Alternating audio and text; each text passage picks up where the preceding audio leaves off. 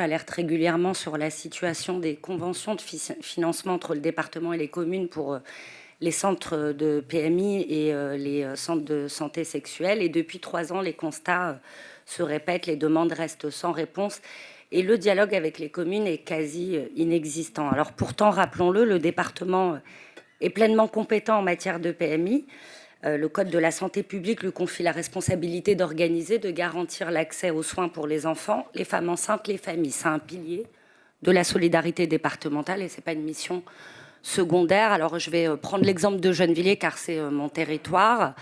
Mon propos vaut certainement pour d'autres communes et va rejoindre les propos de ma collègue Dominique. Gennevilliers est aujourd'hui certes parmi les villes les mieux financées, mais ce n'est pas un privilège. C'est simplement la conséquence de réalités sociales, démographiques, sanitaires qui exigent des moyens renforcés, à besoins renforcés, moyens renforcés, voilà l'équité territoriale selon nous. Or, le nouveau mode de financement que vous nous proposez, dit plus égalitaire, ne l'est pas en réalité. Il uniformise les dotations au lieu de les adapter aux besoins réels des territoires. Un forfait unique, à titre d'exemple, un forfait unique 100 000 € pour un médecin, 70 000 € pour une infirmière, ça ne tient ni compte des coûts réels, ni des contextes locaux. À Gennevilliers, un médecin généraliste nous coûte en réalité 105 000 € par an. Le forfait proposé crée donc un reste à charge pour la commune, alors même qu'elle finance déjà des postes non pris en charge par le département. Je pense notamment à des postes d'infirmières. Et ce système ne prend pas en compte les revalorisations nationales comme la hausse du point d'indice ou le Ségur. Il ignore aussi les réalités sociales, le nombre d'enfants suivis, la précarité, l'isolement familial. En somme, il applique un traitement égal à des situations qui sont inégales. Je rappelle également que 2 PMI départementales ont été fermées à Gennevilliers sous la présidence de Patrick Devedjian.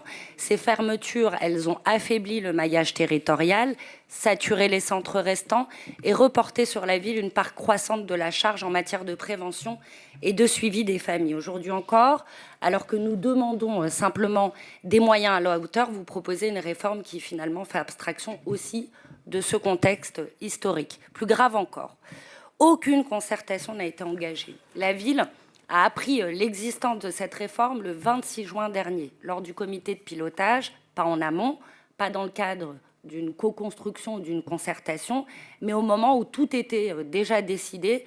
Et de plus, la réforme ne s'appliquera pleinement qu'en 2026. Pour 2025, on nous impose un système transitoire flou, avec pour les 8 premiers mois la convention 2024 qui est reprise. Voilà, donc c'est partiellement forfaitaire pour 2025, sans un cadre lisible. Cela renforce l'opacité et complique la gestion pour les communes.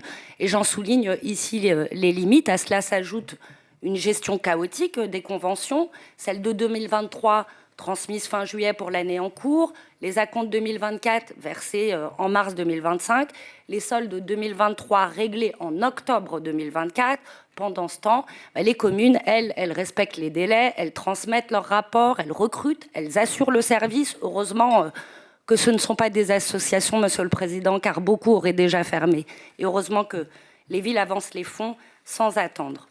Sur les centres de santé sexuelle de Gennevilliers, alors de Nanterre, de Bagneux aussi, là aussi même constat, seulement 1,3% de hausse en 2025, soit une augmentation dérisoire qui représente entre 2 000 et 3 000 € pour chaque CSS, et cela malgré les enjeux majeurs, population jeune, précarité, IVG, IST, contraception, et toujours aucun travail de refonte des conventions des centres de santé sexuelle, alors que les missions sont spécifiques, exigeantes et relèvent pleinement, je le rappelle, de la responsabilité du département. Alors, vous parlez aussi d'évaluation annuelle des actions, mais aucun critère n'est précisé, aucun indicateur ne montre comment les réalités locales seraient intégrées pour ajuster les financements. Alors, Monsieur le Président, la morale est sauve dans la communication, mais entre ce que vous affichez et ce que nous vivons, il y a un écart immense entre les effets d'annonce et les effets concrets sur les services, les enfants, mais aussi les professionnels. Il y a une réalité que nous ne pouvons ignorer.